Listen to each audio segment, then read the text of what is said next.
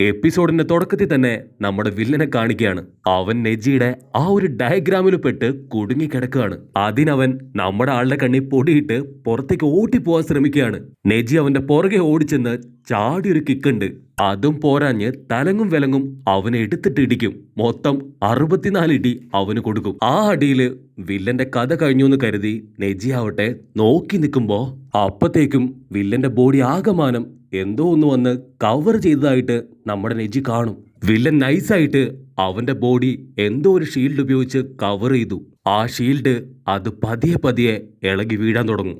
Villain already നമ്മുടെ നെജിയുടെ power അത് കറക്റ്റായിട്ട് അറിയാം.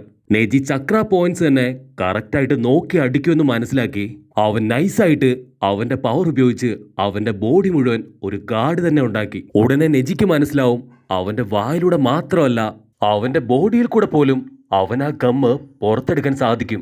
അത് കണ്ട് നെജിക്ക് ഒരുപാട് വിഷമാവും. കാരണം അവന്റെ 64 അടിയും അത് പാഴായിപ്പോയി. വില്ലന് മനസ്സിലാവും അവന്റെ വെബ് ഉപയോഗിച്ചിട്ട് ഇനി യാതൊരു കാര്യമില്ല. കാരണം നെജി അതെല്ലാം തന്നെ വളരെ ഈസി ആയിട്ട് കട്ട് ചെയ്ത് കളയുന്നുണ്ട്. വില്ലന് മനസ്സിലാവും അവന്റെ തൊട്ടടുത്ത് ചെന്നാ തീർച്ചയായിട്ടും നെജി അടിച്ചു തെറിപ്പിക്കും. അവന്റെ കണ്ണുകൾക്ക് അതിന് പവർ കൂടുതലാണ്. അതുകൊണ്ട് തീർച്ചയായും മറഞ്ഞു നിന്ന് അറ്റാക്ക് ചെയ്യാന്ന് പറഞ്ഞ് അവൻ ടക്കെന്ന് അവിടുന്ന് മറഞ്ഞു പോകും. ഉടനെ നെജി പുറത്തേക്ക് വന്ന് ഒരുപാട് നേരം ചുറ്റും നോക്കുമെങ്കിലും വില്ലനെ കാണാൻ സാധിക്കില്ല. ഒരു മരത്തിന്റെ പുറകില് പതുങ്ങിയിരിക്കുകയാണ് നമ്മുടെ ബ്രഹ്മാണ്ഡ വില്ലൻ. ആ സമയത്ത് കറക്റ്റായിട്ട് ഒരു കത്തി പാഞ്ഞു വരും. അതില് ഒരു പേപ്പർ ബോംബും കാണുമ്പോ നെജി വരണ്ട് അവൻ ഓടാൻ തുടങ്ങും. നെജി ആകെ അപ്സെറ്റ് ആയിട്ട് അങ്ങോട്ടും ഇങ്ങോട്ടും ഓടാൻ നേരം അറഞ്ചം പുറഞ്ചം ഒരുപാട് കത്തികൾ വരും. നമ്മുടെ നെജിക്ക് ഒരുപാട് ട്രെയിനിങ് ഓൾറെഡി കിട്ടിയിട്ടുള്ളതാണ്. അവനൊരൊറ്റ കറക്ക് കറങ്ങി ആ കത്തികളെല്ലാം തന്നെ ചവിട്ടി തെറിപ്പിക്കും. അപ്പൊ വില്ലൻ പോലും നമ്മുടെ നെജിയുടെ പെർഫോമൻസ് കണ്ട് ഒരു മിനിറ്റ് കണ്ണ് തള്ളിപ്പോവും. അപ്പോഴാണ് വില്ലൻ ആലോചിക്കുക, ഞാൻ നെജിയുടെ പുറകിൽ നിന്നാണ് അവനെ അറ്റാക്ക് ചെയ്തത്. അവനെങ്ങനെ അത് കണ്ടുപിടിച്ചു എന്നറിയാതെ കൺഫ്യൂഷൻ അടിച്ച് നിൽക്കുമ്പോഴായിരിക്കും നെജിയുടെ കണ്ണ് അവന്റെ വ്യാഹു കണ്ണിനെ കുറിച്ച് വില്ലൻ ആലോചിക്കുക. കട്ട് ചെയ്ത നമ്മുടെ കുട്ടപ്പനും ടീമും അവരിപ്പോഴും സാസുകയെ തേടി മുൻപോട്ട് പോയിക്കൊണ്ടേയിരിക്കുകയാണ്. നമ്മൾ ഓരോരുത്തരായിട്ട് മരിച്ചാൽ മാത്രമേ ശത്രുക്കളെയും കൊല്ലാൻ കഴിയൂ. പക്ഷെ കുട്ടപ്പൻ തീർച്ചയായിട്ടും നെജി തിരികെ വരുന്നു തന്നെ മനസ്സിൽ കരുതി വീണ്ടും മുൻപോട്ട് പോവും. കട്ട് ചെയ്ത ഇവിടെ വില്ലനാകെ വണ്ടറടിച്ച് ഇവൻ എങ്ങനെ കറക്റ്റായിട്ട് എന്നെ കണ്ടുപിടിക്കുന്നു, ഞാൻ എവിടെയൊക്കെ നിന്നാലും കറക്റ്റായിട്ട് അവൻ അവിടെ പോയിന്റ് ചെയ്യുന്നു. തീർച്ചയായിട്ടും അവന്റെ വ്യൂ അതിന് നല്ല പവർ ഉണ്ട്. നെജി ഉടനെ വില്ലനെ കണ്ട് അവനോട് അടുത്തേക്ക് വരാൻ പറയും. പക്ഷെ വില്ലനാവട്ടെ അവൻ നൈസായിട്ട് എസ്കേപ്പ് ആവാൻ നോക്കും. അവന് വിഷ്വൽ ജിപ്സു അത് വളരെയധികം കൂടുതലാണ്.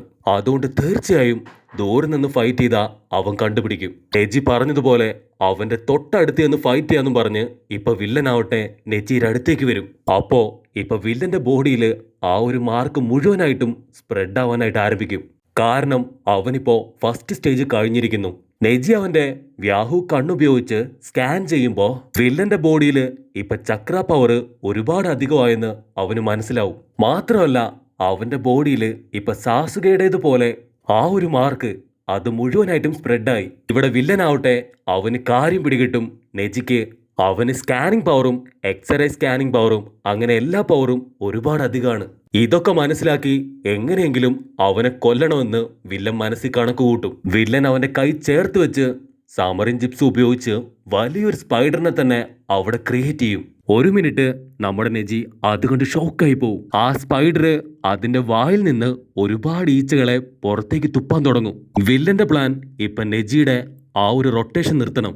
കാരണം നെജി അവന്റെ റൊട്ടേഷൻ ഉപയോഗിച്ചാണ് എല്ലാം തടുത്തു നിർത്തുന്നത്. അപ്പൊ വില്ലൻ ഒരുപാട് സ്പൈഡറുകളെ അവിടെ കഴിച്ചുവിട്ട് പുറത്തേക്ക് ഓടി വരികയാണ്. നെജി അവന്റെ പവർ ഉപയോഗിച്ചുകൊണ്ട് തിരിഞ്ഞ് ഒരുപാട് റൊട്ടേഷൻ ഇട്ട് ചുറ്റും വന്ന എല്ലാ സ്പൈഡറിനെയും അടിച്ച് തെറിപ്പിക്കാൻ തുടങ്ങും. പക്ഷെ ഒരു ഘട്ടം എത്തുമ്പോ നെജി പതിയെ സ്ലോ ആവാൻ തുടങ്ങും. അപ്പൊ വില്ലൻ ഒരു കത്തി എടുത്ത് കറക്കി ഒരൊറ്റ ഏറ്. പക്ഷെ നെജി അതും വളരെ സിമ്പിളായിട്ട് തട്ടിത്തെറിപ്പിക്കും. വില്ലൻ അവന്റെ കലി കയറി ഭ്രാന്ത് പിടിച്ച അവസ്ഥയിലെത്തും. പക്ഷെ നെജിക്ക് മനസ്സിലാവും വില്ലൻ അവന്റെ റൊട്ടേഷൻ തടയാനാണ് ഇതുപോലെ ഒരുപാട് സ്പൈഡറുകളെ അവന് നേരെ അയക്കുന്നതെന്ന്. റൊട്ടേഷൻ നിർത്തിയാൽ തീർച്ചയായും തനിക്ക് പണി കിട്ടുമെന്ന് മനസ്സിലാക്കി നെജി കൂലങ്കക്ഷമായിട്ട് ആലോചിക്കാൻ തുടങ്ങും. വില്ലൻ വീണ്ടും മരത്തിന്റെ പുറകിൽ പോയിരുന്ന് ഒരുപാട് കത്തികൾ വലിച്ചെറിയുമ്പോ നെജി ആവട്ടെ അവൻ കറങ്ങി കറങ്ങി ഓരോ കത്തികൾ വീണ്ടും തട്ടിത്തെറിപ്പിക്കാൻ ആരംഭിക്കും. വില്ലന് കാര്യം പിടികിട്ടും അവൻ ഉടൻ തന്നെ വീണ്ടും ഒരുപാട് സ്പൈഡറുകളെ അവന്റെ അടുത്തേക്ക് അയക്കും. നെജി ഓടി മാറാൻ നേരം സ്പൈഡറുകളെല്ലാം തന്നെ അവനെ ചുറ്റി വളയാൻ ശ്രമിക്കും. നെജി കറങ്ങി തിരിഞ്ഞ് എല്ലാ സ്പൈഡറുകളെയും തെറിപ്പിക്കാൻ ശ്രമിക്കുമെങ്കിലും അതൊരുപാട് കൂടുതലായതുകൊണ്ട് തന്നെ അവൻ സർക്കിൾ ക്രിയേറ്റ് ചെയ്യും. എന്നിട്ട് വീണ്ടും അത് എക്സ്പാൻഡ് ചെയ്ത് മുഴുവൻ സ്പൈഡറുകളെയും അതിന്റെ ഉള്ളിലേക്ക് കൊണ്ടുവരും. വില്ലനുടനെ കാര്യം വഷളാകുമെന്ന് മനസ്സിലാക്കി അവൻ വീണ്ടും ഒരുപാട് സ്പൈഡറുകളെ വീണ്ടും നെജിയുടെ അടുത്തേക്ക് വിടും. സ്പൈഡറുകള് നെജിയുടെ ബോഡിയിൽ പൊതിയാൻ തുടങ്ങുമ്പോ അവനാവട്ടെ അവന്റെ സർവ്വ പവറും എടുത്ത് ഒന്നൊന്നായിട്ട് കൊന്ന് തള്ളിക്കൊണ്ടിരിക്കും. അപ്പൊ വില്ലൻ അവൻ അവസരം മുതലെടുത്ത് ഒരുപാട് കത്തികള് ഇപ്പൊ നെജിക്ക് നേരെ എറിയും. ഒരു കത്തി നെജിയുടെ കൈ കുത്തിക്കേറി പുറത്തേക്ക് പോവും. ഉടനെ വില്ലൻ ഞെട്ടി എഴുന്നേക്കും. നെജിക്ക് 360 ഡിഗ്രിയില് കറങ്ങാൻ മാത്രമല്ല അവനെ കൊണ്ട് അറ്റ് എ ടൈമില് എക്സ്റേ വിഷനില് എല്ലാ കാര്യങ്ങളും കാണാനും സാധിക്കും. രണ്ടും കൂടെ ചേർന്ന് ഓൾമോസ്റ്റ് അവൻ എല്ലാ കാര്യങ്ങളും സ്കാൻ ചെയ്യാൻ കഴിയും. ഓക്കെ, പക്ഷെ അവനൊരു ലിമിറ്റേഷൻ ഉണ്ട്. അവൻ ഒരുപാട് പവർഫുൾ ആണ്. പക്ഷേ 150 ഫൂട്ട് ദൂരെ നിന്ന് അവൻ അറ്റാക്ക് ചെയ്യുകയാണെങ്കിൽ തീർച്ചയായിട്ടും നെജിയെ തകർക്കാൻ കഴിയും. വില്ലൻ വീണ്ടും മാറിയിരുന്ന് ഒരുപാട് സ്പൈഡറുകളെ അവന് നേരെ അയക്കും. പിന്നീട് കത്തി പിടിച്ചു വലിച്ച് അതും കറക്റ്റായിട്ട് നെജീനെ ലക്ഷ്യമാക്കി എറിയും. അതിലൊരെണ്ണം നെജിയുടെ മുതുകിൽ കുത്തി കയറുമ്പോ അവന് മനസ്സിലാവും തീർച്ചയായിട്ടും ഈ ലെവലിൽ അറ്റാക്ക് ചെയ്താല് നെജിയെ തോൽപ്പിക്കാൻ കഴിയുമെന്ന്. അവൻ വീണ്ടും ഒരുപാട് കത്തികളും സ്പൈഡറുകളും എല്ലാം ഉപയോഗിച്ച് നെജിയെ അറ്റാക്ക് ചെയ്യും. എന്റെ അടുത്ത് വന്നാ തീർച്ചയായിട്ടും നിന്നെ ഞാൻ തീർത്ത് കളയെന്ന് പറയുമ്പോ പക്ഷെ നെജി ആവട്ടെ അവൻ സിമ്പിളായിട്ട് എല്ലാ കത്തിയും തട്ടിത്തെറിപ്പിക്കും. വില്ലൻ വീണ്ടും അടുത്ത 2 കത്തി തീർച്ചയായിട്ടും നിന്നെ തറച്ചു കയറുന്നു പറയുമ്പോ അത് പറയേണ്ട താമസം കറക്റ്റായിട്ട് 2 കത്തി കൂടി നെജിയുടെ മുതുകത്ത് തന്നെ കുത്തി അങ്ങോട്ട് കയറും. വില്ലൻ ചിരിക്കും. നിന്റെ 360 ഡിഗ്രി കൊണ്ട് മാത്രം നിനക്ക് രക്ഷപ്പെടാൻ പറ്റുമോ? നിന്റെ വീക്ക് പോയിന്റ് പോലും എനിക്കിപ്പോ കറക്റ്റായിട്ട് അറിയാമെന്ന് പറഞ്ഞ് അവൻ നെജിയുടെ തൊട്ടടുത്ത് വന്ന് കൊഞ്ഞനം കുത്താൻ ആരംഭിക്കും.